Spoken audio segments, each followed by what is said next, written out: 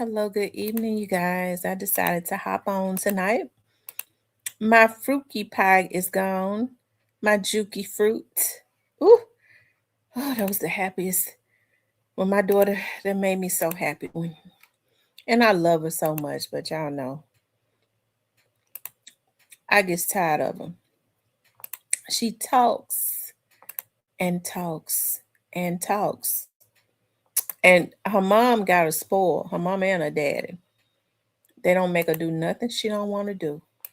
And y'all know I can't have no disobedient babies to tell me no. Okay. How's everybody doing?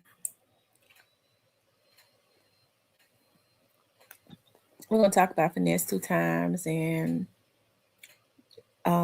domestic violence and some more stuff. What's up, Diane? What's going on?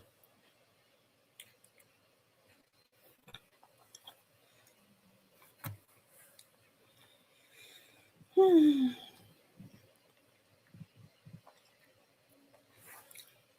Y'all know what I got a taste for, and I'm. Hey, Tyranny. I hope you had a good holiday. Y'all know what I got a taste for, and I'm gonna make some tomorrow. Homemade guacamole. I got my limes. I bought some cilantro. I gotta stop at the store tomorrow and get some but I might have. I want to dice up my tomatoes. I really don't buy tomatoes like that because I don't really care for tomatoes. I don't really care for tomato. Like I grew up eating tomatoes. My grandma used to grow them, but the way I eat tomatoes is real country.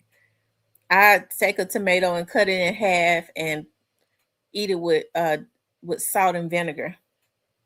Put salt on it and dip it in vinegar. That's how I eat tomatoes. I don't really like it on burgers and stuff like that. Diane said, just relax. And Diane, tired. Diane done been busy. Hey, M. Rose. Hey, Joy Loves God. She said, I absolutely love tomatoes. Now, I will buy fried green tomatoes. Like sometimes I may have a taste. Um, and I just started eating fried green tomatoes since I've been grown.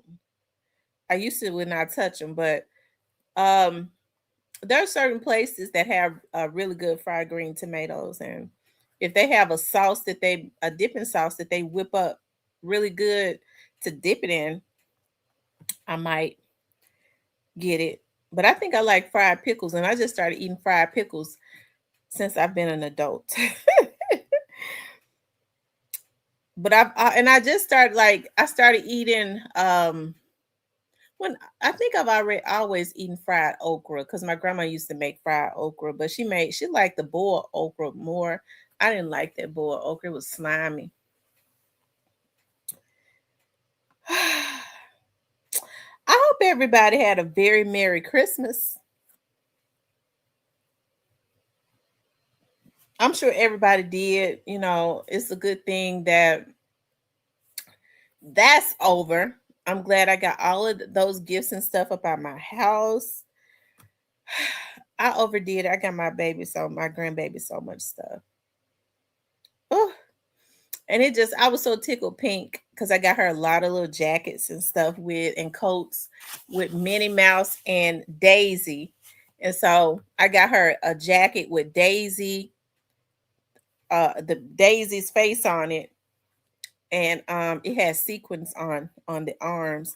And when I pulled the jacket, I said, "Look," she said, "Daisy." Oh my God, it just melted my heart. And she was so happy to put it on. She said, "Daisy."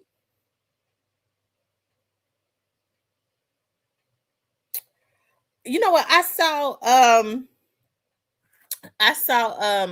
Blackwood News was out yesterday.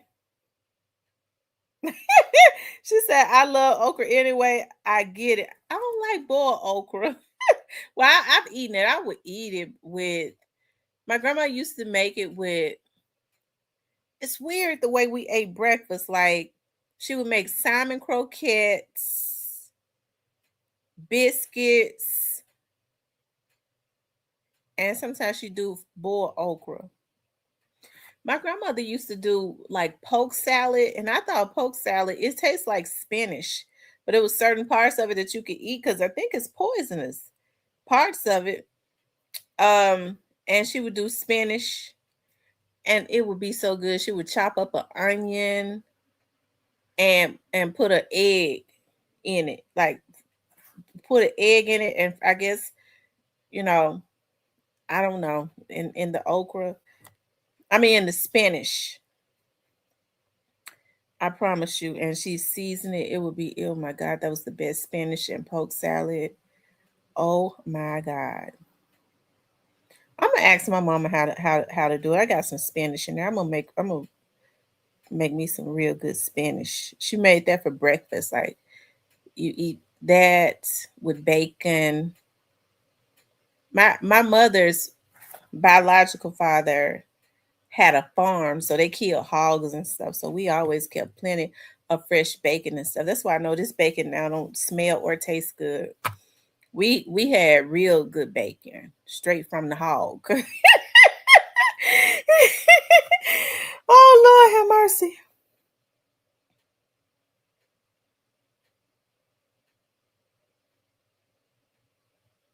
My mother's so passive. When my grandfather passed away, they had all that land down there in Mississippi, and so his wife called my mom and then was like, well, I mean, you want to come for the reading of the will? And my mom was like, well, she's so passive, I guess. My grandfather left them all that land. He built, his house on it. She was like, well, it was weird the way it happened because his wife she's still alive. She has a house on the land. So his wife was like, well, I don't know what to do. He left her the money. It's weird. He left them the land. And my mama said, well, the lady 80 something years old, I would never put her out of a house. I said, I know you. I wouldn't do it either. Although some said they would. That would be so evil. Oh yeah, my grandma used to make those crackling. Um those cracklings out of that hog skin. I believe it's the hog skin. Oh, yes indeed. Those were the good old days. Anyway, y'all, I wanted to talk about finesse two times. Hey, Psych Lee. I wanted to talk about finesse two times, and I actually have a really like an inspirational message for finesse two times, really. And even though finesse and them are hilarious, they're hilarious. I want to talk about the Lion King star was unalived by her boyfriend.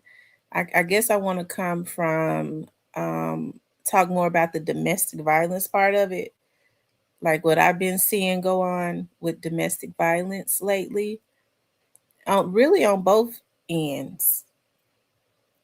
And then I want to talk about the importance of voting. And I got a video I want to show you all at the very end, okay? But let's talk about finesse two times, okay? We saw when finesse two times when finesse two times King was living with finesse. Hey, I for one, we all did. We didn't think that King should have been with finesse. A lot of people were saying, well, finesse took King from off of the street, and um he took him from off of the street and all of that. But now, later we hear that King was smoking weed and all of that, and people was like, well, he was already smoking weed. Me for one, I think King was like 9 or 10 years old. I never believed that he should have been with finesse because finesse lives a fast life. Okay, finesse does not even have his own children with him because of his schedule and his fast life. I did not I think that King has been overly exposed, and he's a baby. How old is King now? Is he 11 or 12? Regardless of whether he's 11 or 12, he's still a baby. Because earlier this year, I believe King was saying he was 10, so he's probably 11. He's been overly exposed to too much. We saw um, celebrities playing dice with him, like Moneybag. We saw Big Juke playing dice with him. We saw all of these people that have children playing dice with him. And I don't think they would have dared um, did allow this to go on with their own children. And so what they did was they exploited him. Although I do at this point believe that Finesse did have some type of love for King. I do. I just never thought that he at that time.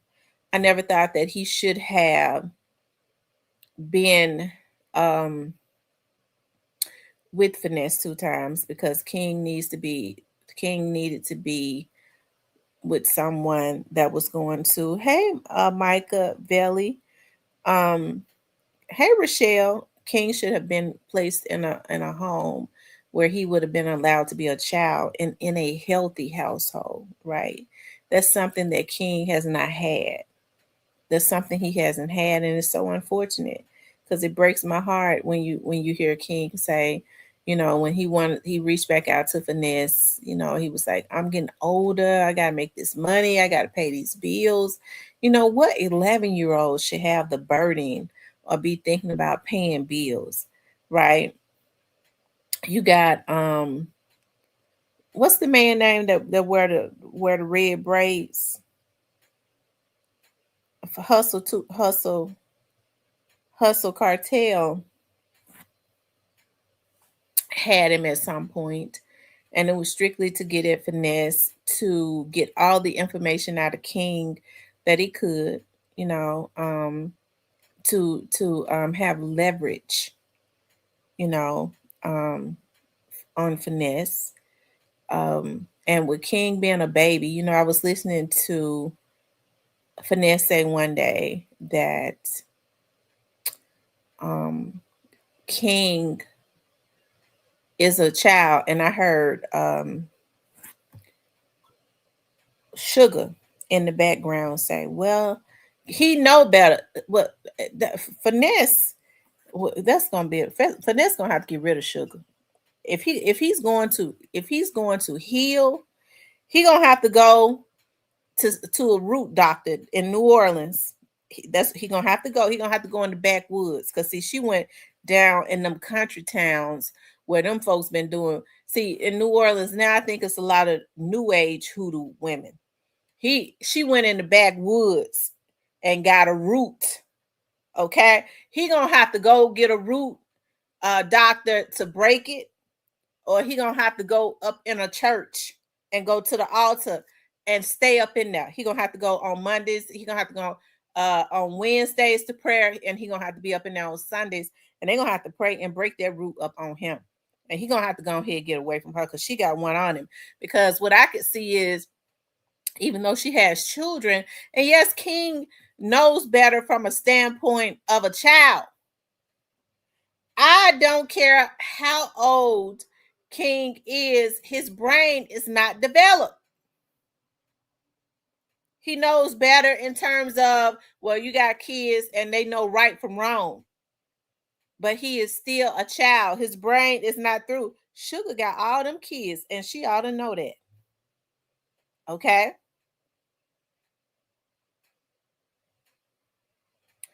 And so Finesse two times. Y'all know I'm all over the place. Hold on, let me sip my coffee because I'm trying to get better.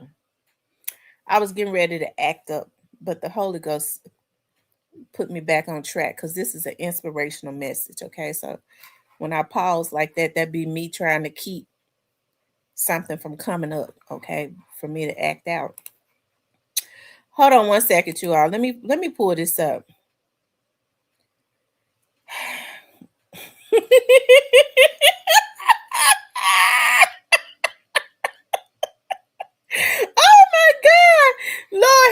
see. Hold on, y'all.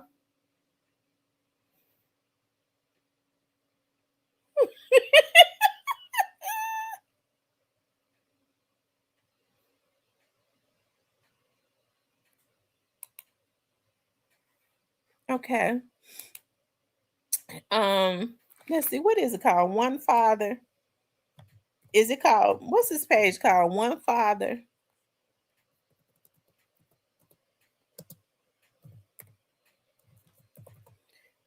I think Cypress know what finesse pay. Let me see. One Big Father. That's it. I think. Is it One Big Father? That's him. So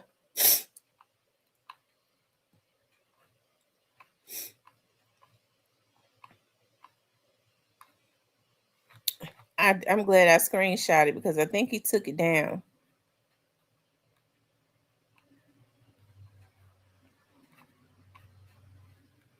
Let's see. He took it down. I'm glad I screenshot. I hope.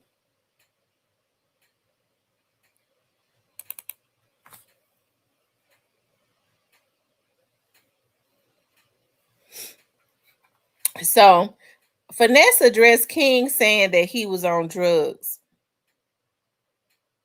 Okay. He finesse he took it down just that quick. He spoke about he addressed King saying he was on drugs. Now I think King said that a long time ago. And Finesse said, it's funny because you're the reason that I'm on drugs. He says, you're the reason that I'm on drugs. I mean, that further. Hold on, let me see if I can go all the way down.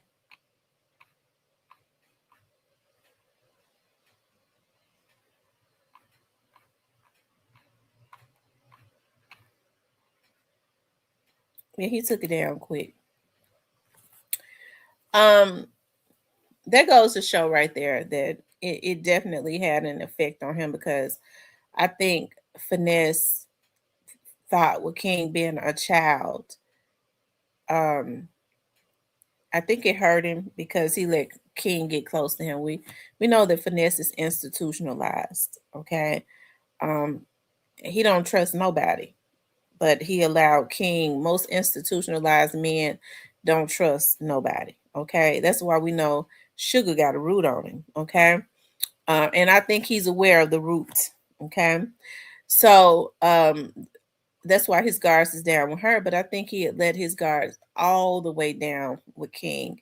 And I think he felt coming from a standpoint of King being a child, this is somebody that, for some reason that he could trust. And what he don't understand is King is a child and he was consistently and probably is still in a position where he's consistently being manipulated because I was looking at a video a few weeks ago and he was out to eat with Hustle Cartel. And the first thing Hustle Cartel does is go live and want to talk about Finesse 2 times with his sis ass. Lord, oh God, I mean, look, Lord, please forgive me for saying that.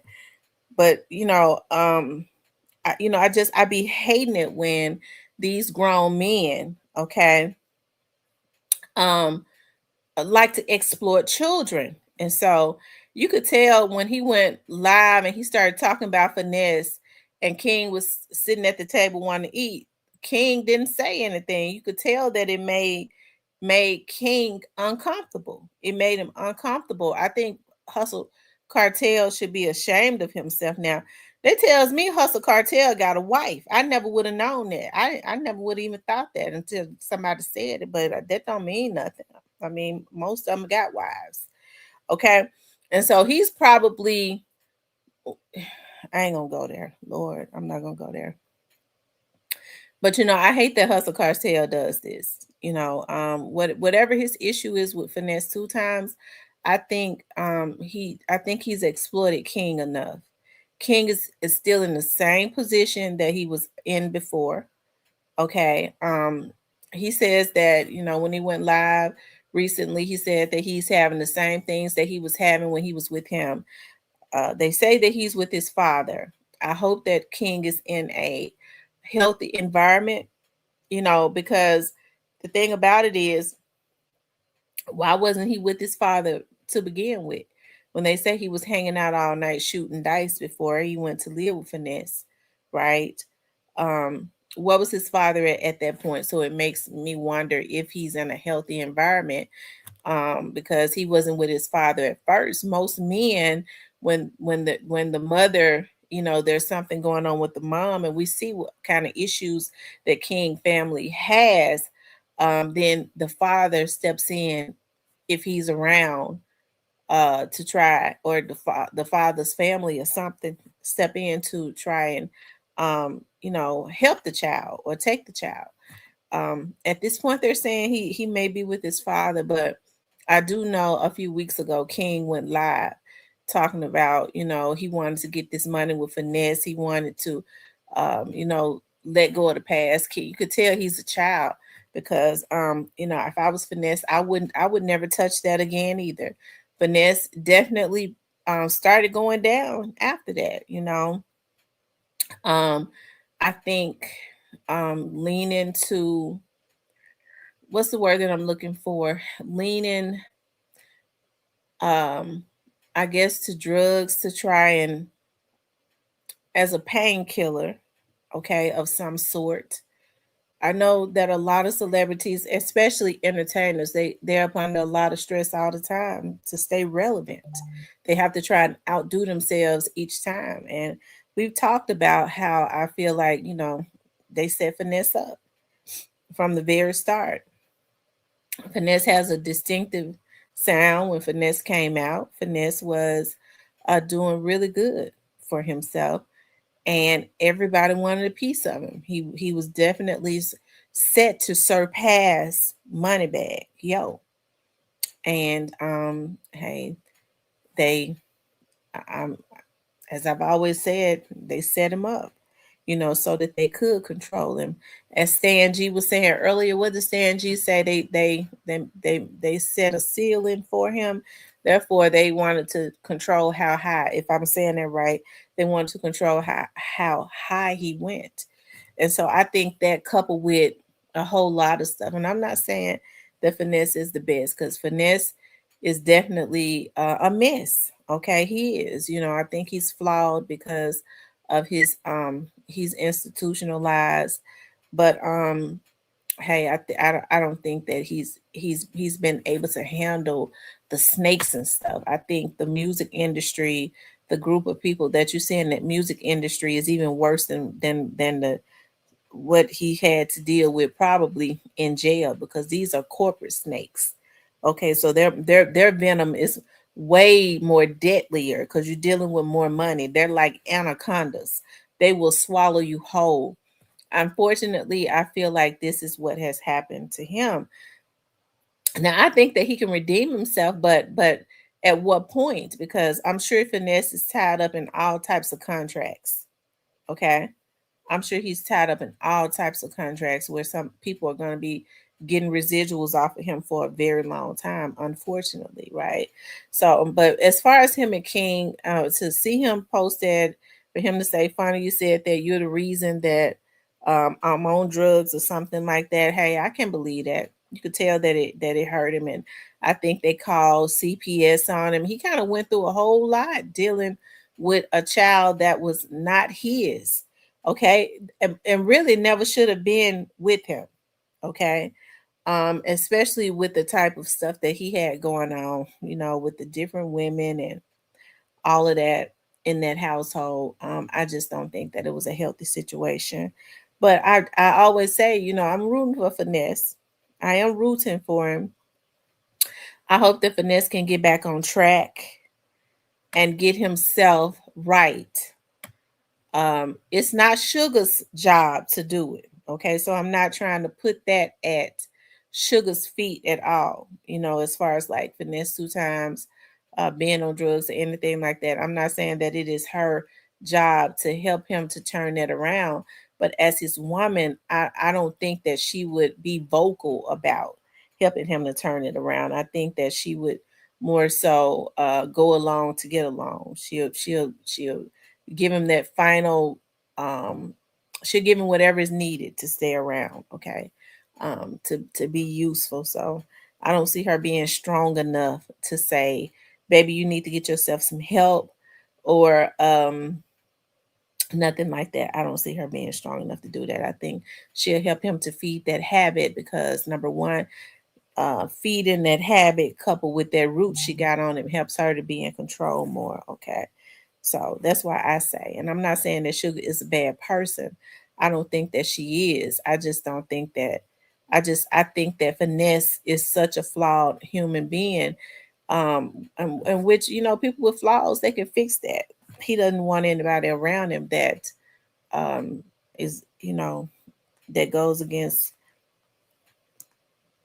anything that he may want, even if it's hurting him, okay? Because a strong woman would tell him, baby, you got to go to the rehab. Baby, you got to go to the rehab. Okay.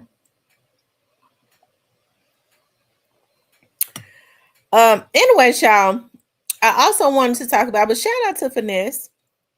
I hope Finesse get his stuff back right mentally. It's a mental thing.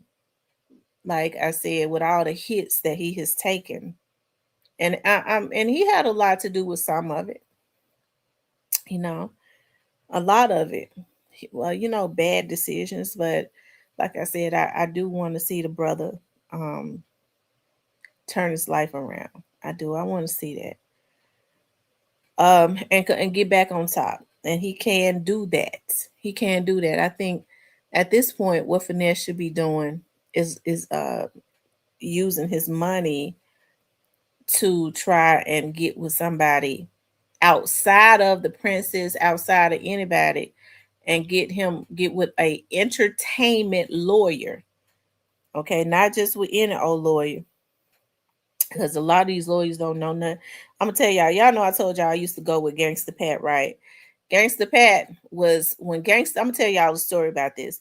Gangsta Pat, when he was he was the first um rapper in the Memphis area to go to sign a major deal, right? So Gangsta Pat was 14 years old when that happened. Okay, he was at Hillcrest. Gangsta Pat had written all his music, you know, um, before he ever signed with anybody. Um, and so when he signed a major deal, y'all know who he had as his lawyer? Anybody up in here from Memphis? Do y'all know who he had as his lawyer? And he was not even a entertainment lawyer. A.C. Warden. AC Warden was sitting up in there. He said that all he know is they brought AC Warden up in there. They said that he was a lawyer. AC Warden didn't know a damn thing about contracts. Okay, AC Warden has been a defense attorney his whole life. Y'all know he was the worst mayor in Memphis. He messed Memphis up here. You know he gonna mess up Gangsta Pat. And Gangsta Pat signed, helped that boy, the record company bamboozled him. He was already 14 years old, so he was a child. He didn't know anything. Coupled with you get a quack like AC Warden to come and sit off in a meeting. You think you got your lawyer. He telling you, yes, it's good. He didn't know the language. It wasn't no he was a damn defense attorney. And see, that's what a lot of people don't understand, especially when they don't know anything about business. If you don't get you a lawyer with these record companies, you need to get you a entertainment attorney. They already know how to read contracts. Make sure they've been an entertainment attorney for a while. I got an entertainment attorney because I have to have, especially for my production company. Me and my dad was going to her when we first started getting, and I started reading up on it. It's funny what you can find out when you're reading. Hell, that was 10 years ago. I told my dad, I was like, Dad, we need some contracts. And we don't need an entertainment attorney. It was hard to find an entertainment attorney in Memphis, and I found one. And because Art Horn was not even listed as a entertainment attorney, okay. And Nikisha She wrote up all of our contracts and stuff. She wrote up the NDAs and all of that for us. And she ended up, now she's in family law. Even though sometimes if I need a contract or something written up, I'll reach out to her. Is you and I asked her, I said, why did you get out of entertainment law? She said, because entertainment attorneys don't get a lot of work. I said, why not? Memphis is like the hub. Memphis is like the hub where all of this talent and stuff is. And I mean, you would think that you would be flooded. She said, well, that's it. It's a lot of talent in Memphis, a lot of rappers and stuff, but they don't understand how that they need an entertainment attorney. They don't understand it. She said so. She more so she's in family law now, but she still knows entertainment law. She still keeps herself up on contracts and all of that. But that's a sad thing. So that makes people think that Art Horn is the only entertainment attorney, but it's weird because I never knew Art Horn to be an entertainment attorney. He always did criminal law. Okay. He always did criminal law. So I don't know if he even advertises himself as a criminal attorney. Well, as a CMG lawyer, I guess he just helps them to get up out of jail. Okay. Whew, Lord help me. I'm trying to stay on track tonight, y'all. Okay. I was getting ready to say something else. I ain't gonna say it. I'm gonna say that for another time. But yeah, finesse 2 times to get him an entertainment attorney that to help that knows about the industry to help him to learn. He needs to take some classes. Okay. He needs to take some classes on business. If he ain't got his diploma, this will be the good chance to get his sugar. Go online and see how he could take them GED classes. Okay. Yeah, do that. While he got that game stick in his damn hand, he needs to be trying to figure out how to read some stuff. Okay. And then get you somebody that's going to teach you business. So at some point he could start negotiating instead of going into a depression and getting on drugs. He can start getting with people to help him to negotiate up out of them damn contracts they got him tied up in. See, people get depressed and get on drugs when they feel like there's no out. There's always an out if you know how to work it. But unfortunately, as Black people, we have codependent personalities. We have not been taught on how to deal with stuff. Okay. So what we do is we'll, a lot of times go get on drugs and stuff like that, have nervous breakdowns because our minds and brains and stuff be overstressed. But finesse has a way out. All he needs to do is take his money and go do something useful with it, the little bit he got left, and then start to build from that. And then while get off the drugs, start investing in real estate. Get him. Don't ask the princes about, yeah, man, I want to know who you use for real estate. They done screwed him over already. Why would you want to deal with somebody hell that they use for real estate? Research who some good real estate people are, and then learn about investments. You supposed to already know about the product before you go to the damn table. I ain't never gonna go sit at no table with nobody and I ain't studied nothing. I'm gonna tell y'all what happened years ago when I decided. I was like, dog, I started learning about insurance. I think I'm gonna go get my insurance licenses. Okay. I started learning about insurance. And so I was like, I need to go ahead and get some insurance. My dad was like, you need to put some insurance on me. I'm glad I put some insurance, And so my dad was like, you need to put some insurance on me. And I started thinking about, I want to leave something behind for my children. So what I did, I started researching. I was sitting at work. I was working at the sheriff's office. I started researching about insurance, all of the different types of insurance. And I started learning about term insurance, whole insurance, all the other insurance. I briefed myself on it. So when the insurance agent got to my house, I remember he made an appointment. He came to our house, and the first thing he tried to do, I read it. They said I was reading it. The insurance agents will try and get you to get term insurance. Okay, they try to get you to get term insurance, and that expires and charge you basically the same thing. Okay, when he got there, that's the first thing he started talking about. And I was a lot younger then. That's the first thing he started talking about. I said, oh, okay. I said, what about whole life insurance? He said, what you know about that? I said, I know with whole life insurance, it does not expire.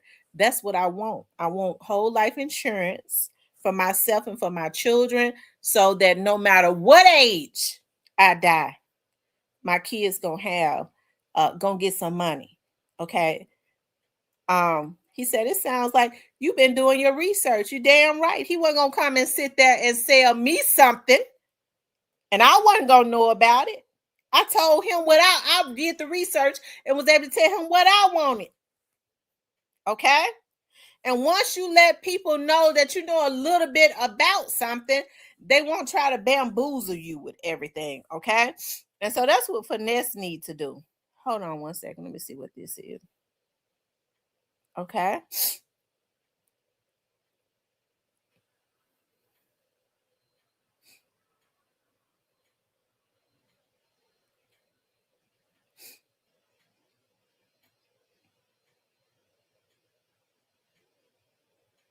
Okay.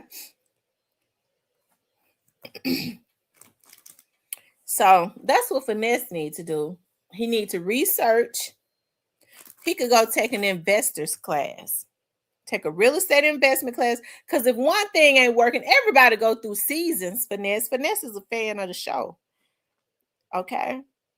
I know he a fan of the show because I looked at my Instagram one day.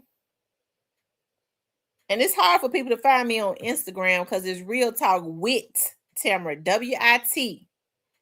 And I was telling Jessica, Dime Piece how to find me. And when she requested my friendship on on Instagram, he did too. I looked at it, said Big Father. It's Finesse. I said, Lord, Finesse, he's a fan of the show. I ain't mad about that. Because we talk shit up in here. I talk shit about him sometimes, but I still want to see him win and stuff.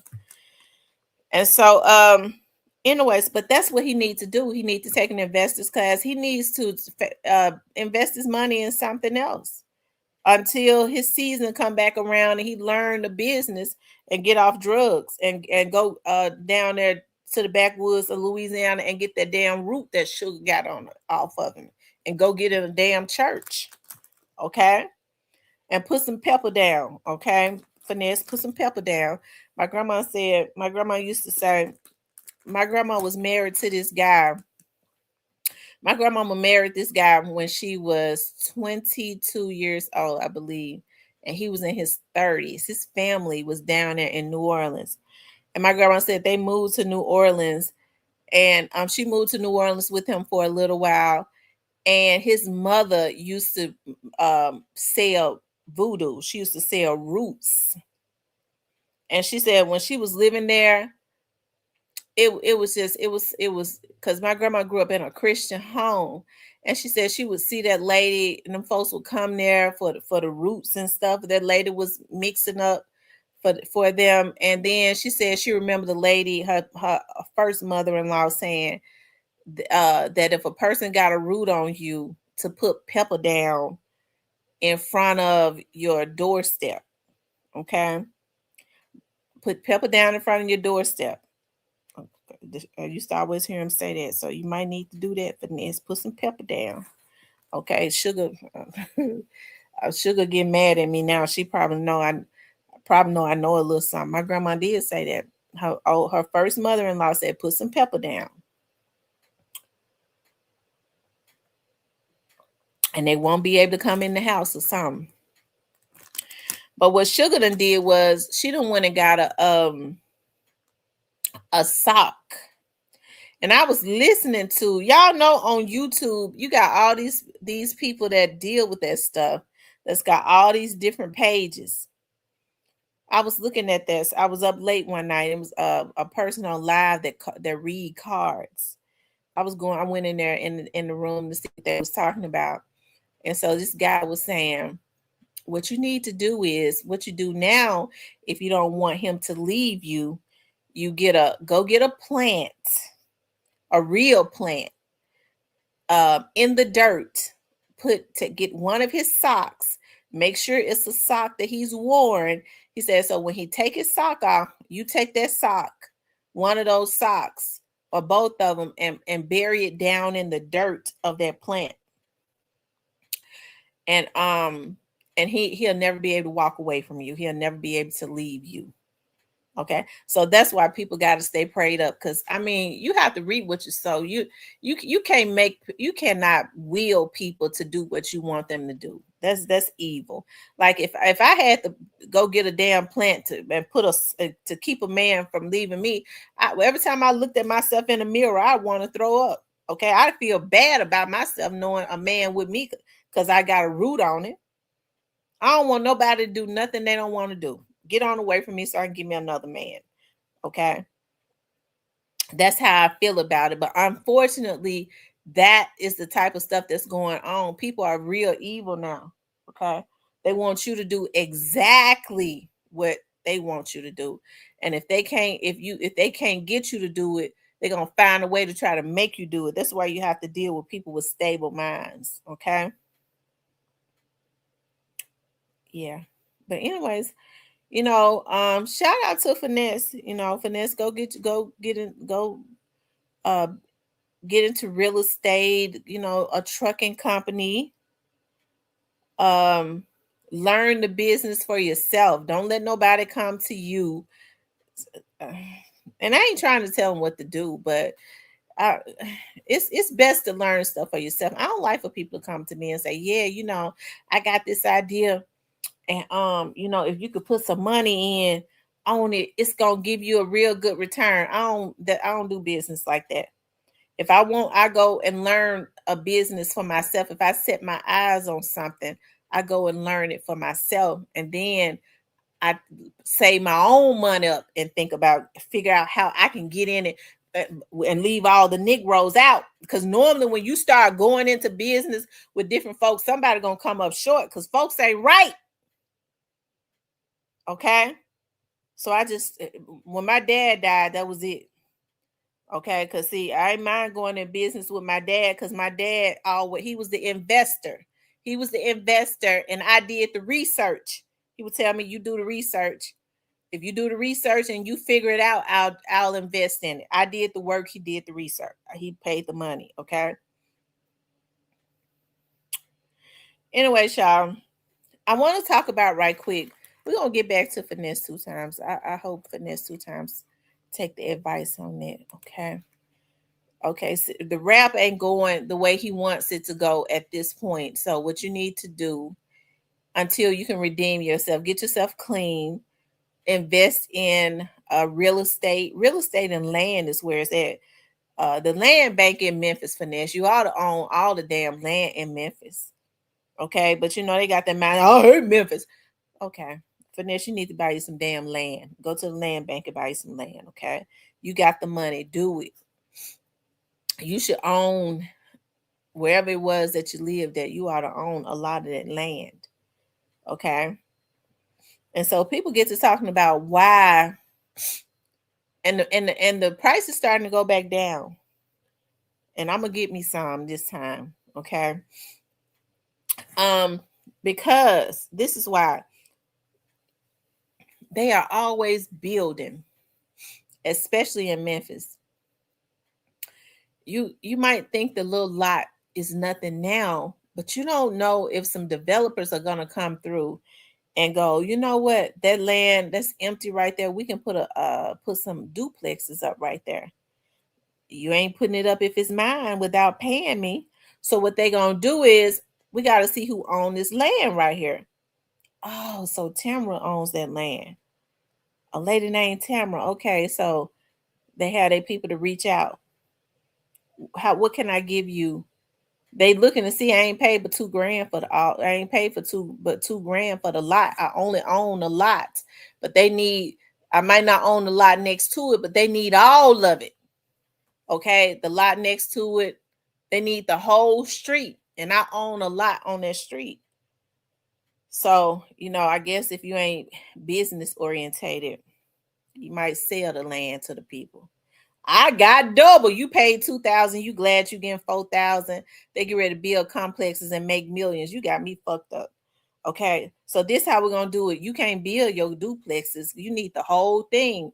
I know that my little lot that I paid $2,000 for, okay. I know that you need it. So I ain't gonna sell it to you though, but I rent it to you. And guess what? They gonna pay me every month.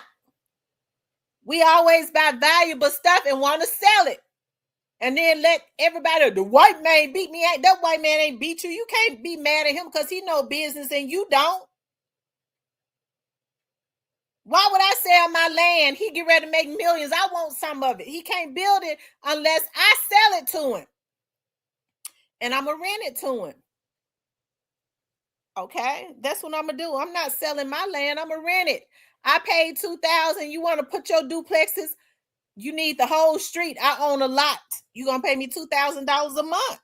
And guess what? He going to do it because he going to make 100 times that, but he need that land anyways, and he gonna pay me my $2,000 a month. You have to learn business.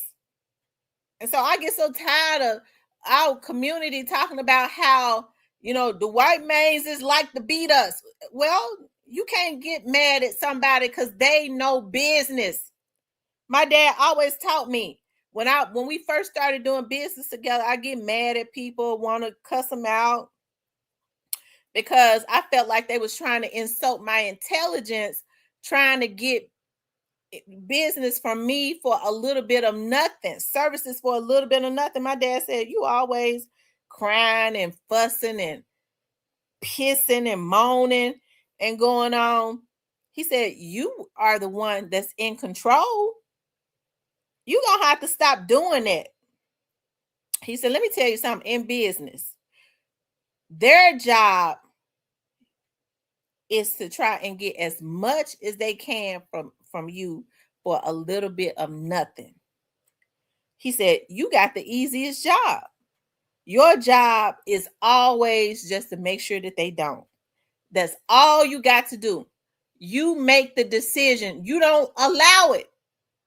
But see, I would get mad the audacity of this person to think that they can come in here and lowball me like that. That's what they're supposed to do.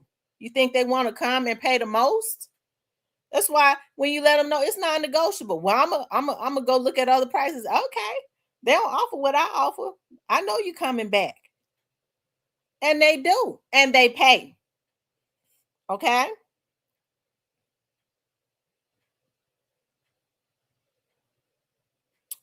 that's why it's good to know the market. Like when I was doing private work, I knew I was valuable. It wasn't, they ain't have a lot of black girls that could go into places that I could go into and be incognito. I could walk right into a club. We need a black girl that could go in a club, and the white girls couldn't go in there. They was gonna think they was the police instantly. Well, we want to pay $65 an hour. Well, you're gonna have to find you somebody else. I ain't going in nothing for no $65 an hour. I'm not leaving my house. Well, what you need? My $3,500 deposit. Well, what if you get what you need before time? That's the minimum. I ain't going nowhere without my $3,500. I don't care if you don't get what you need for your case. And guess what? I got my money. I knew my value.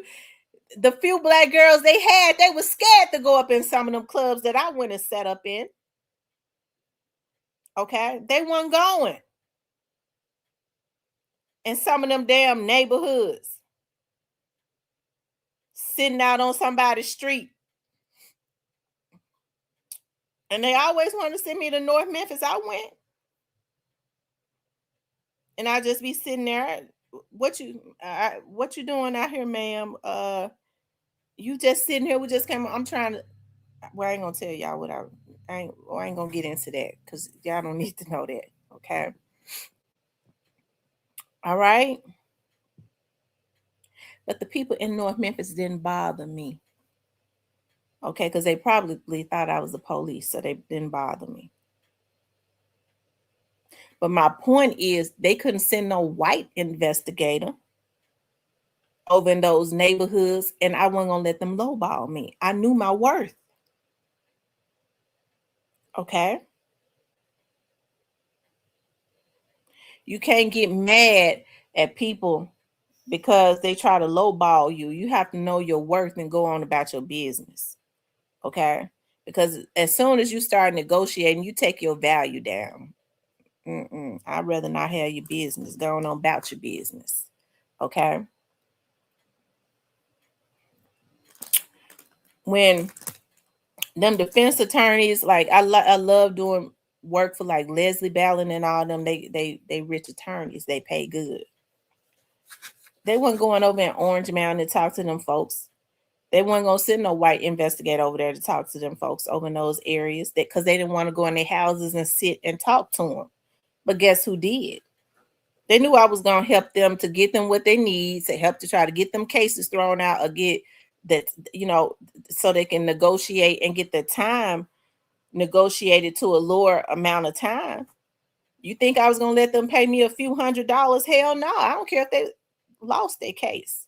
If you don't pay me right, even with them infidelity cases, when I was sitting out there, I'm sitting out watching your husband sitting outside of a damn motel all night waiting for your husband to come out, and you think you ain't gonna pay me my $4,000? I don't care if he don't come home. If you don't pay me my money, and I got paid my money. So you can't get mad at other people because they do business grimy, because they're gonna always try to get over on you. You just got to make sure you get yours. And I don't think Finesse has been able to digest that. I cries. I'm a nice person. I am, but I handles business. Okay. And my fangs come out when they need to, because I understand that most people are wolves. Okay.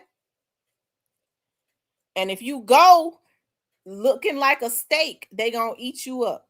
Okay. They're gonna eat you up because they are wolves when it comes to money and business.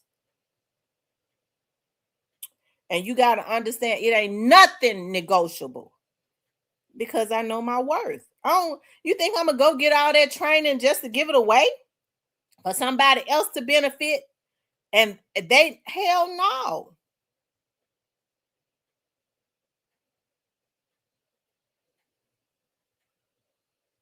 Okay. Defense attorneys and stuff making $500 and $600 an hour, and they thought that they weren't gonna pay me my 35. And when their retainers ran out, because if you want to call and talk to me, I'm gonna charge you. I'm subtracting from their retainers. And when it ran out, if they wanted to keep me on, they was gonna pay me 35 more. Okay. And they getting paid $500 and $600, $1,000 an hour, and they sending me into these bad neighborhoods, and I'm a damn woman. I'm using my damn charm to get their cases and stuff thrown out. Hell no.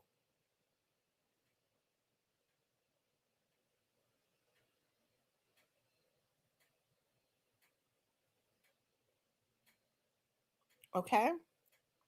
So Finesse is gonna have to get over. He made that bad decision because he didn't know business, right?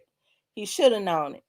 So now what he got to do is he needs to take his money and invest in something else that's gonna keep him afloat. Real estate and land always do. Get him a trucking company. That's becoming oversaturated, child. Um, and then go learn some business and then go renegotiate later on if he can. And then be independent or something. But he ain't gonna be right if he gonna stay on drugs. Cause he's not gonna be stable enough. Okay.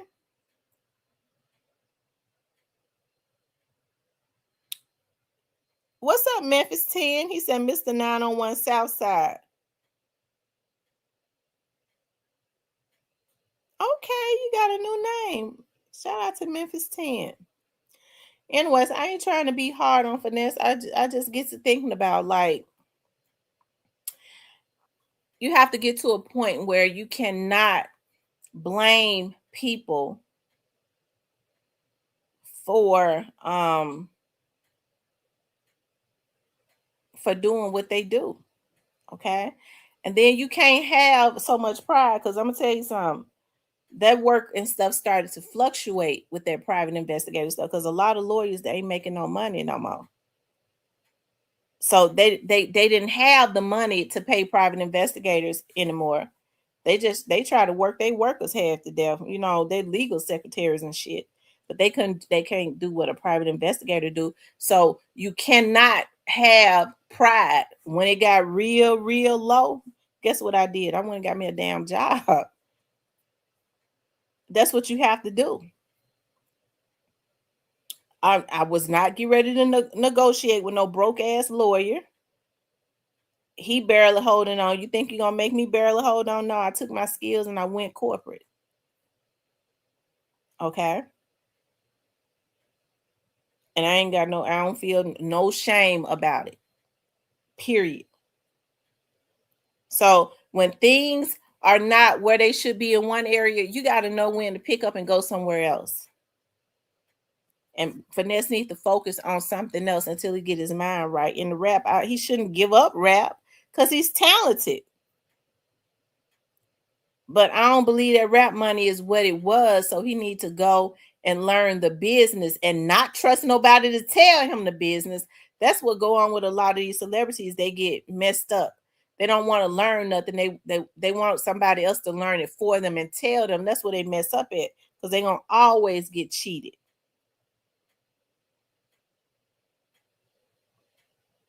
Learn the shit for yourself. Okay. And then start looking at how you could dabble your feet in the water. And when you start talking to people, you'll know whether they trying to bamboozle you or not, because you would already have learned the shit for yourself.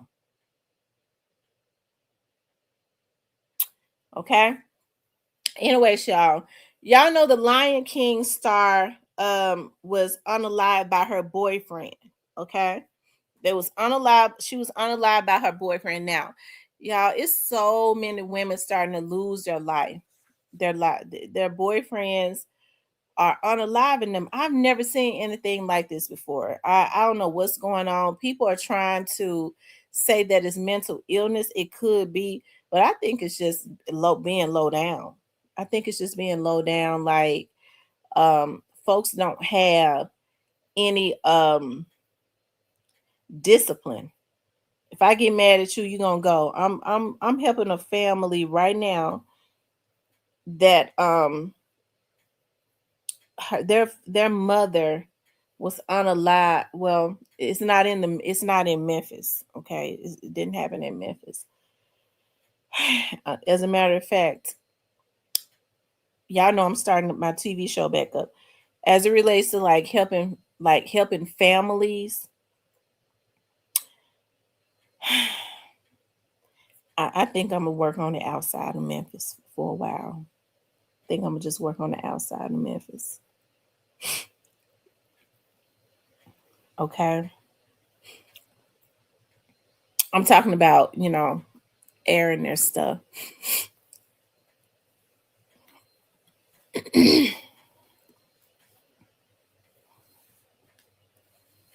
But anyways, I was thinking about something. I said that for a reason, because I was thinking about something. But yeah, I was thinking about my cousin. My cousin's boyfriend was killed. Her kid's father was killed. Um, he was killed in North Memphis. Okay. I got a clip of it was real draining to me because I actually did a story on. I had her over there, and after we did the show, her dad, which is my dad's brother, called me. He was mad as hell, and you know, it happened in North Memphis. Okay, somebody knocked on the door, and when he opened it, they shot him, and he probably knew who he was. Who he I think she kind of know who it was too, but she say she didn't. But anyways, I'm gonna just do shows outside, cold cases and stuff. It'll be on the outskirts of Memphis from now on. Anyways, y'all know I be having all types of stuff going through my brain. But let me pull this up, y'all.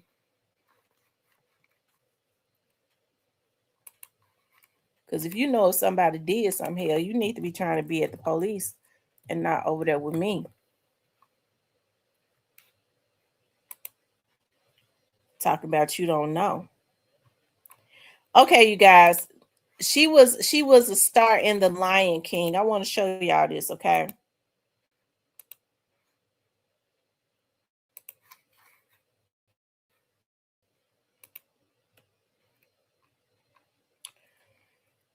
It says a former child actress who starred in The Lion King on Broadway has died at age 26.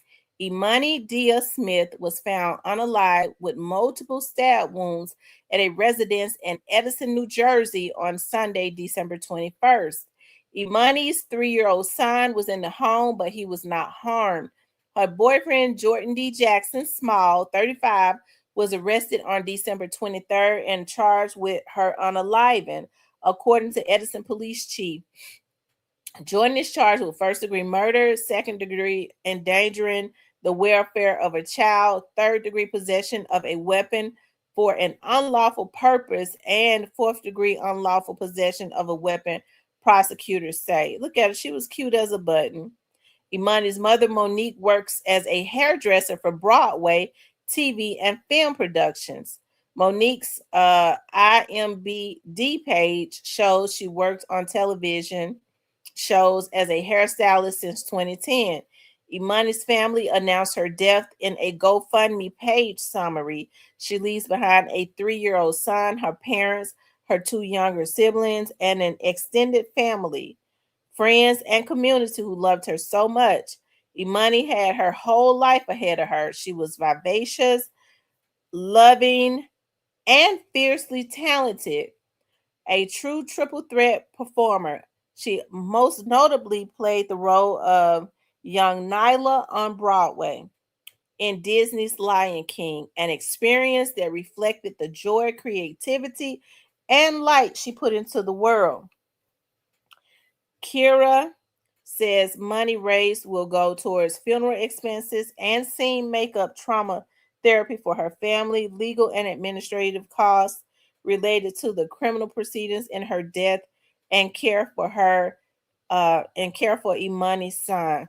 Y'all, this has been happening so much where women have been losing their lives. Okay, domestic violence is definitely like out of control. I mean, and it goes both ways, right? Because I did a story earlier this year of a girl from down in Mississippi. Her husband was trying to leave the home. She wanted him to stay. And so, as a young couple, her mother was there instigating everything, and he had called for somebody to come and get him. She thought that he was getting ready to go be with another woman. Once that, when that car pulled up to pick him up, it was one of his friends or male relatives. She could not handle him leaving that house. She shot him right there in front of her kids, in front of their kids. Is so many people that are emotionally unstable because they want what they want. They cannot take the idea of a person not wanting you no more. Sometimes it's got something to do with you. Sometimes it's got everything to do with the person just deciding, I don't want this no more. I mean, it may hurt you, but people can have a right to change their minds about not wanting to be with you no more. They may be going through something. Hey, look, I don't want this no more. Hey, you supposed to let it burn. If you need to go get you some counseling, do that. But people are not doing that.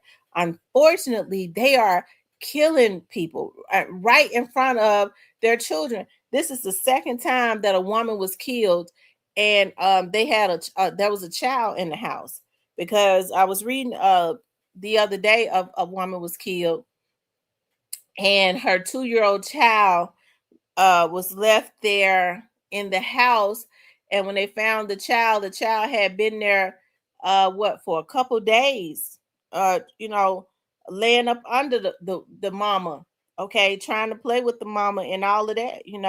That's got to be trauma. That's so sad. A 2-year-old baby not knowing what's going on, your mother laying there dead for a couple days, and you trying to get her up, laying on top of her, and while your mother is there dead. And when these men do that, oftentimes these are their very own children. They got to know if their kids are there in the house, they're going to wake up at some point looking for their mother. So it is so sad. That's why when they're unstable, child, I tell them, look at the eyes. You can tell when they're crazy. Look at them eyes. Them crazy eyes tell everything. When they are emotionally unstable, I know as women we try to be fixers, but child, you ain't no therapist. Let them go on and see some type. Tell them the best you could do is recommend some type of doctor to them. And if it's a woman too, okay, because a lot of these women are unstable. They don't know how to accept rejection anymore. But see, I'm gonna tell y'all what's going on with a lot of these women. That's why these men have to be careful. They don't take it out on the men all of the time. Sometimes these men don't let these other women know when they decide to move on, or they start creeping or whatever, that they got some type of other situation going on. They go and kill the other woman. He'll be with me and she dead. Crazy. Okay, like in that Romika Meek story in Chicago. I've been following that closely. I'm gonna do a video on that because it's been a lot of stuff that has transpired in that case. Okay. So I think, I mean, you can never predict anything, but I remember I get to thinking about I was talking to this guy and I liked him too, but he had crazy eyes. He was handsome, but he had crazy eyes. I remember I was talking to him about that. He said, yeah, because he was looking at me with them crazy eyes. Yeah, because you don't never know what's going on in their mind. You don't never know what's going on in a person's mind. You don't never know what they think. And I was looking at him. I was like, Lord, I hope he ain't looking at me thinking of talking about killing me, because I be talking a lot of shit. Okay. Because I would say, but I didn't talk a lot of shit to him, and I ain't no damn fool. He had them crazy eyes. I would talk a little bit, but not a whole lot. Okay, because he would just stare at me. Um, but yeah, in all honesty, be careful about um, use discernment and wisdom. And sometimes they don't have crazy eyes. They just be crazy, no type of self-control. If you get to know them more, um, that's why I don't like texting. I don't. I don't even deal with guys that like to text. I'm old fashioned anyways. I don't text. You send me a text message, and I'm not a texting woman. You're not getting no text back. If I text you, it'll be a couple words. I don't have text relationships. Hell, I'm a grown ass woman. If you can't call me and I can't listen to your emotions and feel your emotions, because see, texting, you don't get emotionally connected. So that's kind of what people like to do. I can't stand no old Negro that do that either. Okay, old and rusty talking about texting. You must got a wife or something over there. You don't want to talk? Well, then we can't. We don't need to be in contact. Okay. I like to hear the emotions of a person, the sound of their voice. I don't like no misunderstandings. Right. It could be misunderstandings. So if you want to have a texting relationship, I got something for you. I ain't gonna text you back. Did you see my text? I texted you. You didn't see it. Because see, I done told you I don't like to text. Texting is for business. I only do that when I'm trying to keep documentation or something.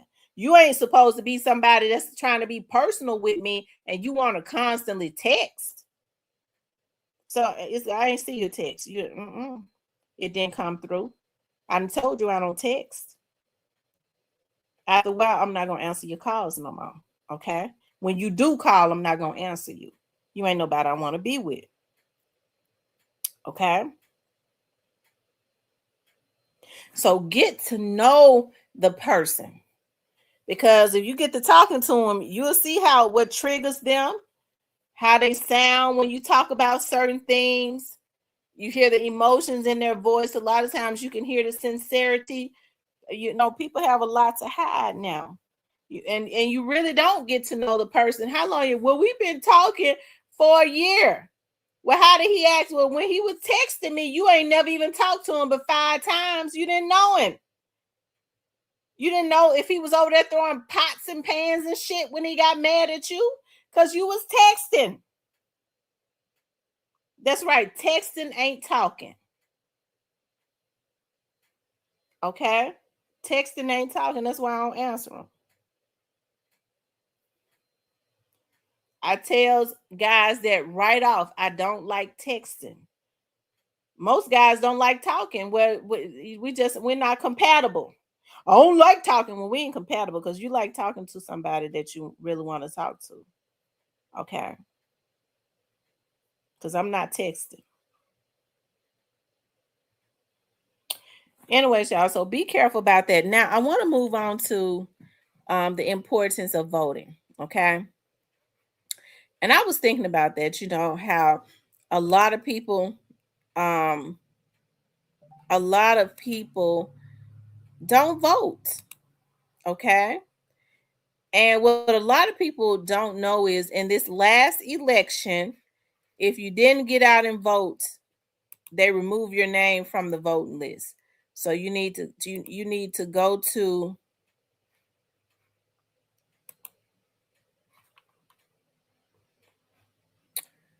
So what you need to do is you need to go to your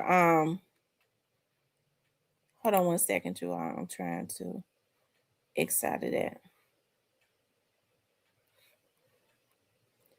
Your election commission to get your name put back on the list to vote. Right? To get your name put back on the list to vote.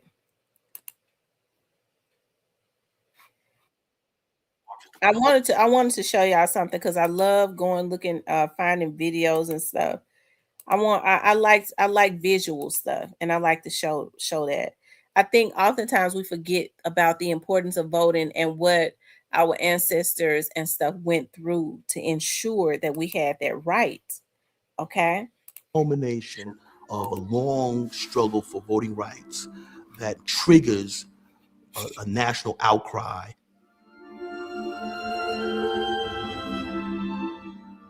Bloody Sunday is beamed across the nation and across the world as the forces in Alabama trying to turn back the idea that Black people wanted to participate in the political process.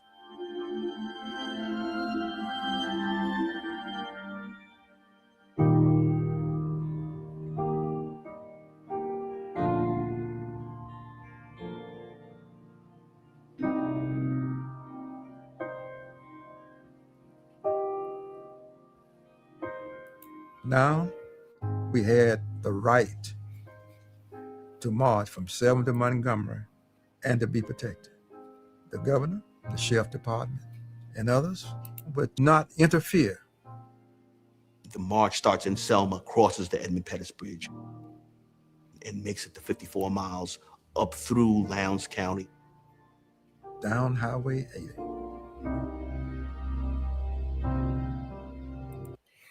Y'all, that was a long way to walk. Edmund Pettus Bridge. We see how far they say it was, and this is what they did, because they was thinking about the future, not just for them, because these were older. Some of these were older people that was out there. They wanted to vote, but they was thinking about the future also of our people.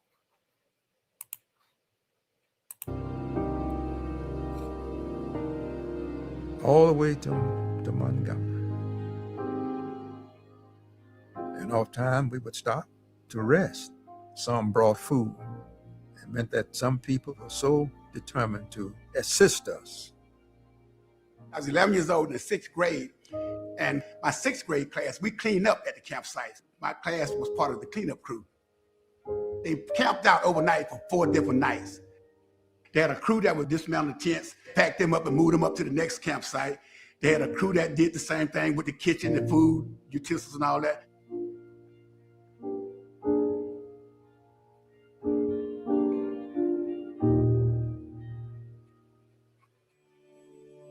Also, there were whites who were determined to holler and discourage those persons who were white who were participating in the march. But during the course of this campaign, even before the march is finished, Lyndon Baines Johnson takes to the airwaves before a joint session of Congress and announces that he's going to put before Congress a voting rights bill. It was a great feeling of accomplishment, knowing that we had done something that we felt would be beneficial to all persons, regardless of their color, whether they were black, white, red, or yellow. Okay, yeah, I know I have to stop it sometimes. And I wanted to show that also because there were a lot of white people that was involved in the civil rights movement that got involved to help. And I think it's important to talk about that because those spies and when I mean to help the movement. There were a lot of white people that was there that was definitely able to do things to help the movement that a lot of black people could not do to in the movement. So there were a lot of whites that was definitely beneficial. So I think it's important to know that all white people during that time was not evil. They were not necessarily a part of the problem because all white people were not brought up to be racist. Let's be honest about that. And even if they were, they a lot of them deviated from what they was taught, right? Because they didn't think that it was right.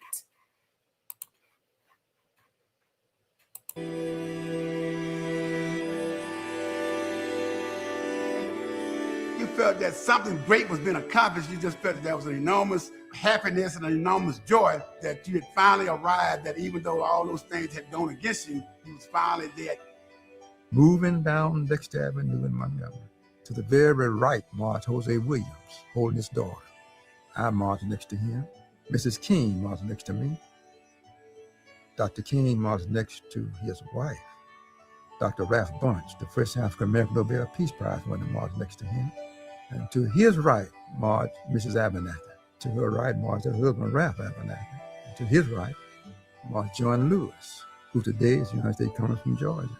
And to his right marched A. Philip Randolph,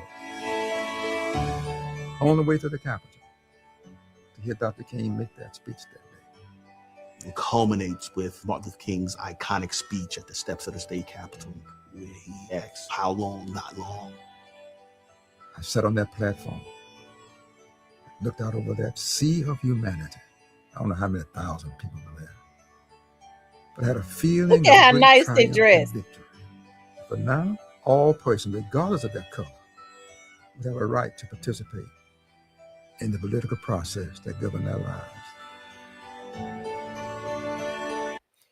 Yeah, this is why voting is so important. And I think that we forget about it. You know, what they do is when they want to program the minds, especially of the people, of the masses, they get interns that work um, in a lot of these political offices and stuff. And they get them to put out certain things over the internet, such as, well, I'm not going to vote because my vote don't count. And it kind of spread like wildfire. Well, a lot of people take on that energy. Well, my vote is not going to count anyways. Yes, it does. And my dad told me, he was like, what they want for black people to do is to stay out of politics.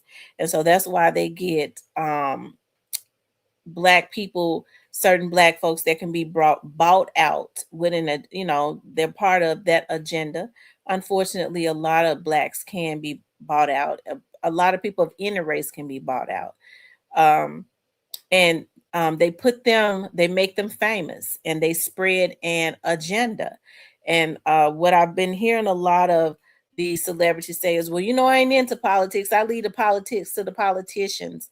And my dad always said to me, well, Gal, they never want you to get involved in politics. They don't want you to learn politics, because they know whoever controls the politics controls the money. Okay. Why do you think that the Black community is so impoverished? Because I feel like we don't get into politics as we should. And we feel like being involved is putting a Black face in the place, and then we don't watch them when they are in the place, and so unfortunately, everybody that looks like you is not necessarily for you. Okay. And so that's why I think it is important that we should remember why we should be voting, to remember to get out and vote.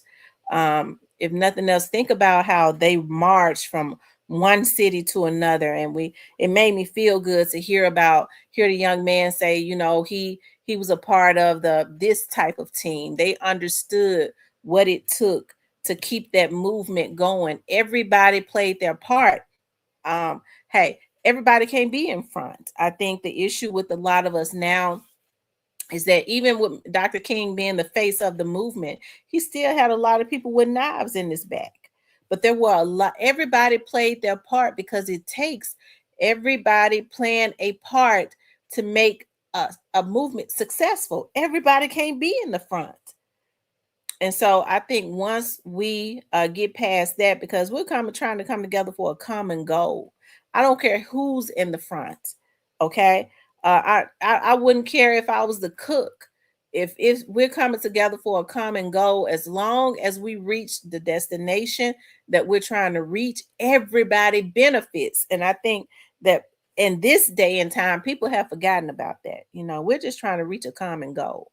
I don't care who's in the front, because everybody's going to get the same anyways, right? And so I think that's something that we have to go back to if we're going to be progressive and proactive in our community. And then I think that's when things will start to change. And voting is so important. Voting is so important.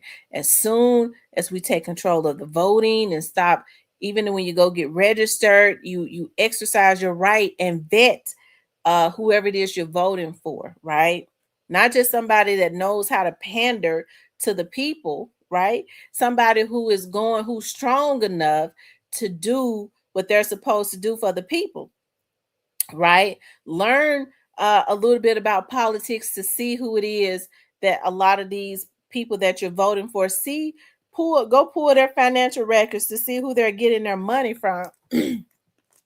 Because if they're getting big money from certain people, guess what's going to happen when they get into office, right? They're going to have to, they're already bought and paid for as it relates to those people. So that's why I say you have to raise up somebody by the people, for the people. And when I say that, by the people, for the people, okay, for the people, by the people, or whatever, this is somebody that the community has supported. They have not taken any money from big businesses or anything like that, and they owe nobody except for the people that have put them into office, right? And so, in other words, we have to vet. That's why when I see somebody who is running for office and I believe in them, I start donating and stuff to their campaign, because I understand in order for people to know who they are, they have to buy signs. They have to send out mails, mailing cards. They have to pay people to work with them, right? And so you have to support those people that's going to get into office, even if it's $1, $5, or whatever, that's going to take those funds that comes into your community and not find a way to get it back in their pockets, but to actually put it into the communities that they're supposed to be in. Yeah, this is where we've kind of been I guess, messing up at is we feel like, well, we leave the politics to the politicians. No, we don't leave the politics to the politicians, not when we're living in these neighborhoods, not when we're directly affected by who the politician is. So we need to get into politics. We vote them in and they work for us. And so we don't just leave them to make decisions. We're supposed to do audits and stuff to make sure that they're doing what we need them to do. We're supposed to already have an agenda of what we need them to do, and then we do audits on them. We choose somebody to go to the office every 6 months to see what kind of progress have they made on what they promised us they would do for our community when we elected them. And if they ain't did that by the time their 4 years is up, some of them have 2 years, then it ain't nothing personal. You just ain't gonna be reelected. You go on back. I wish you the best, but you ain't the person for the job because we gave you 4 years. You said that you could do it. It ain't nothing personal. We think you're a good man or a good woman, but you just can't be reelected. Okay.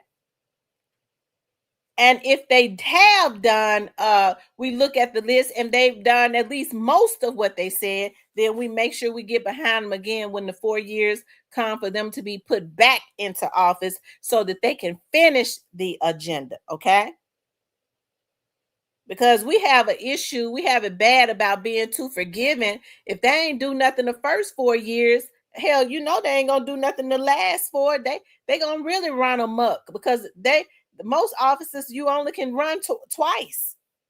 So they don't need to come and slob your babies and stuff down and kiss your ass for you to vote for them again. They're gonna do exactly what they want to do and give you their ass to kiss. And so the difference in our communities and other communities is that, hey, there are checks and balances in other communities. They don't keep voting for people that don't do a damn thing for them. And when they get their asses up in them offices and they don't do what they're supposed to do, there are repercussions behind it. There ain't no repercussions for constantly messing over Black people because, number one, we don't pay attention. We don't learn politics and we're too flattered.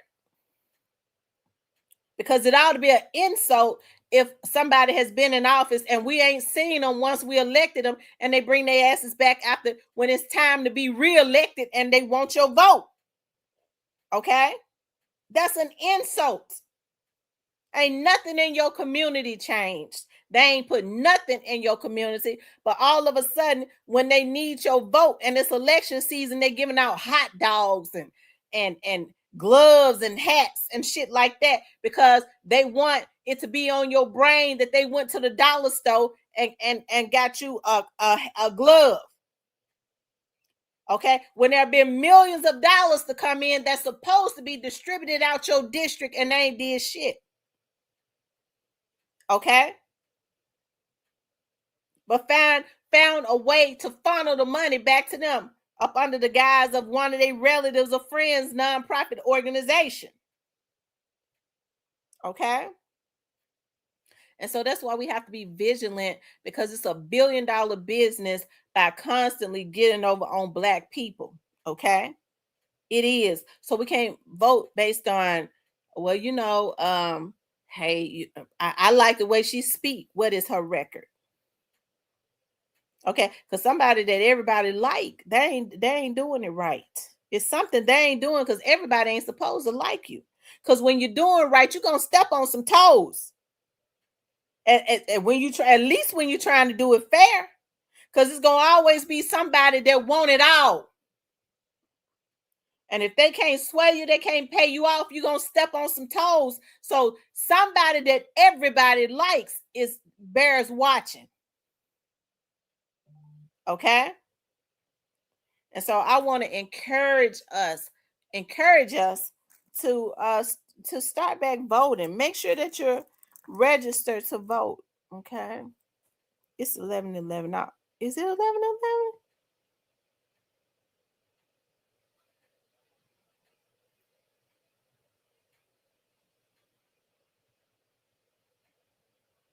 Hold on, y'all.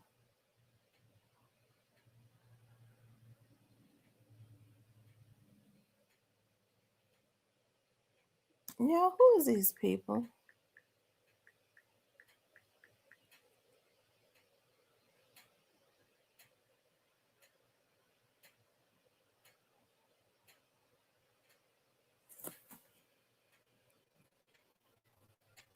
So we just gotta, like I said, we gotta do better as it relates to that. And once we start honing in on the politics, y'all gonna see our communities change. I want to show y'all something else before I get off.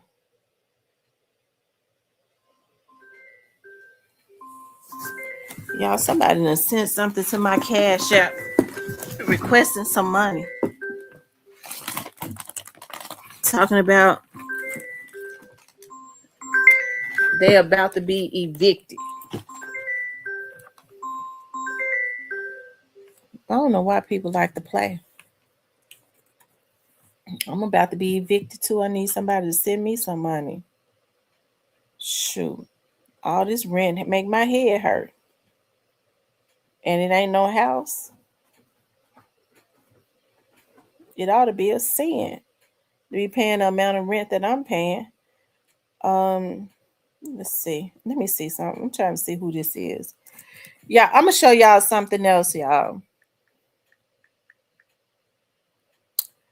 Um, hold on.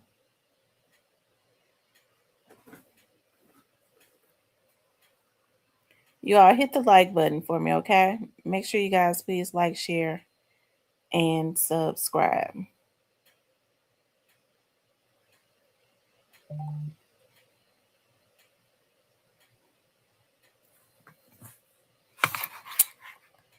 Like, share, and subscribe. I want to show you all something else.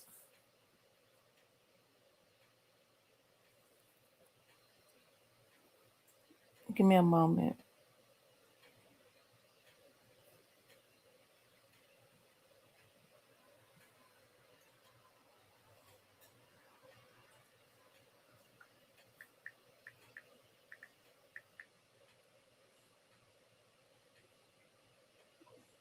Yeah, I am. I miss my Fruity Pop. I was sick of her, but I miss her. Oh,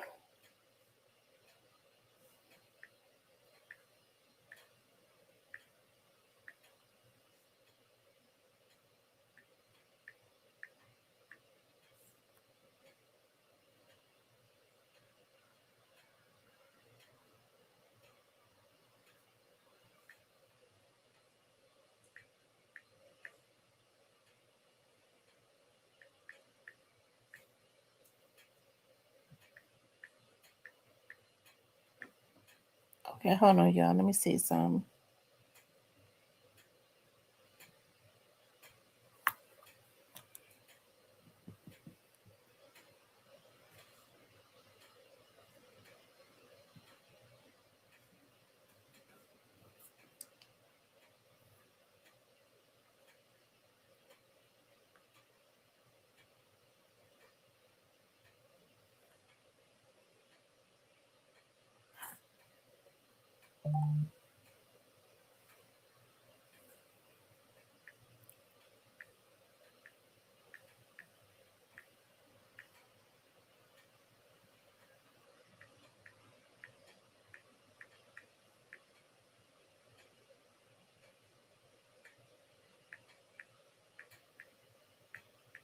Hold on, y'all. Give me a minute. Hey, Kawana.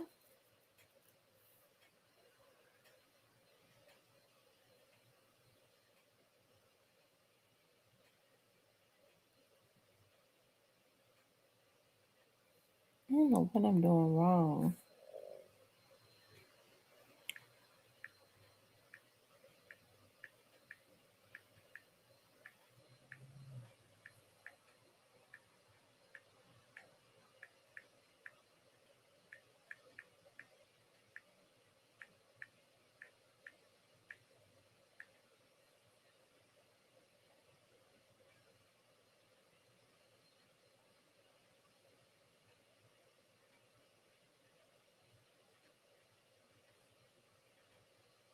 I have to look at this later.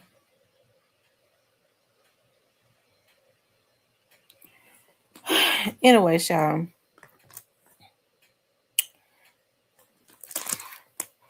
I've been on here an hour and 35 minutes. I think I'm gonna get off. Cause it's another video I want to do before I oh, my stomach growled. It's another video I want to do before I go to bed. I want to talk about the Romika Meeks situation. And so I want to do another story.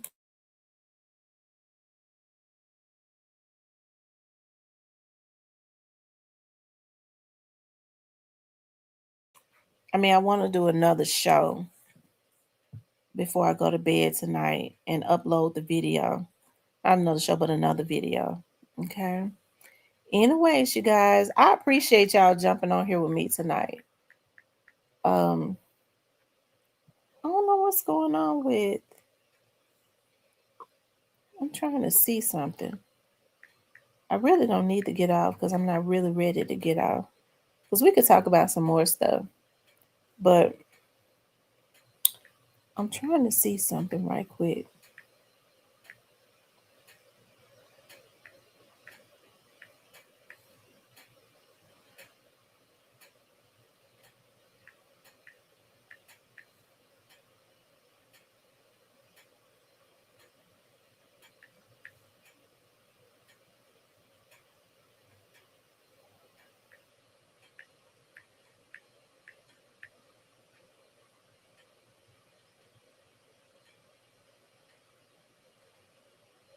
Okay, it's about damn time. Child, let me see what's going on here.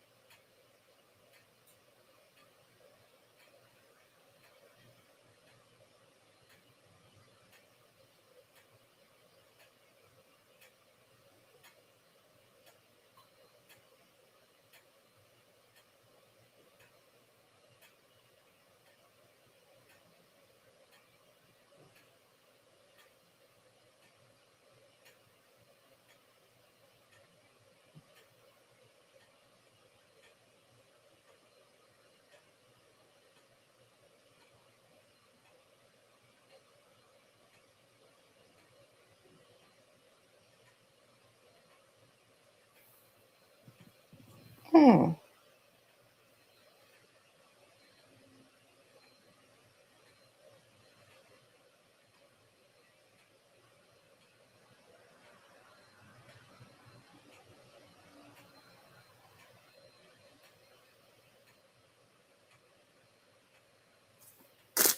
Hold on, y'all. I'm trying to see something.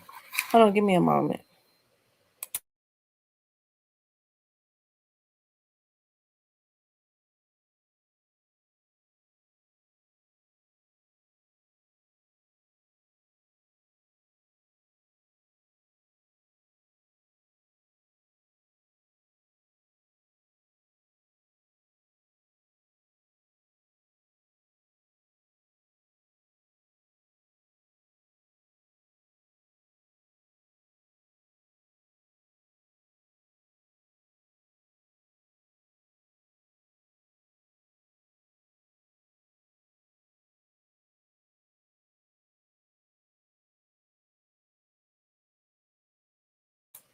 Okay, y'all, I'm back.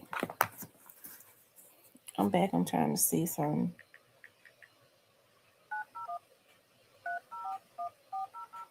I'm trying to call one of my daughters or something.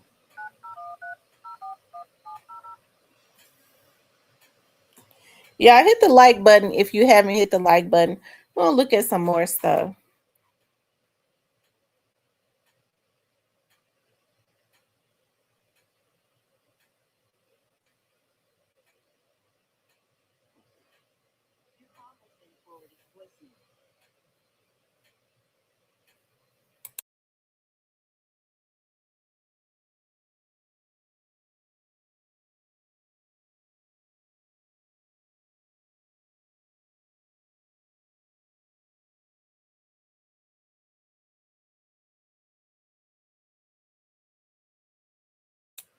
Yeah, make sure y'all like, share, and subscribe for me.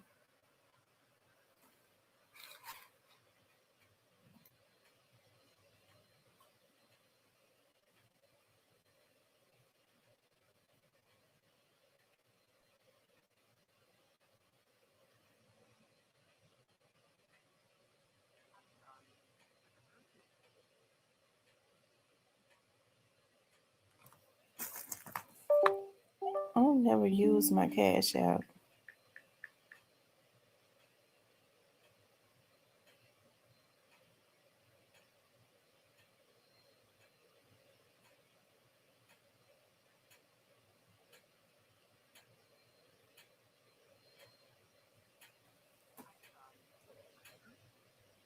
Okay.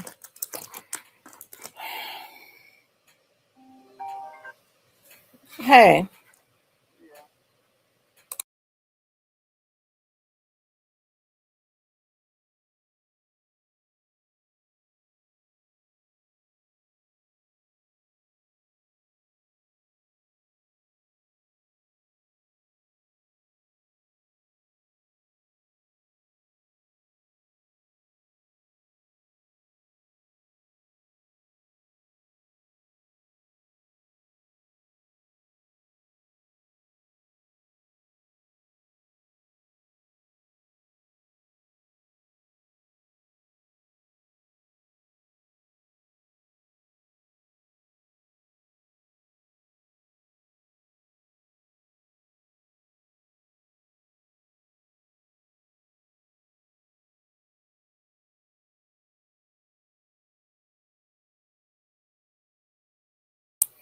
Okay, you all.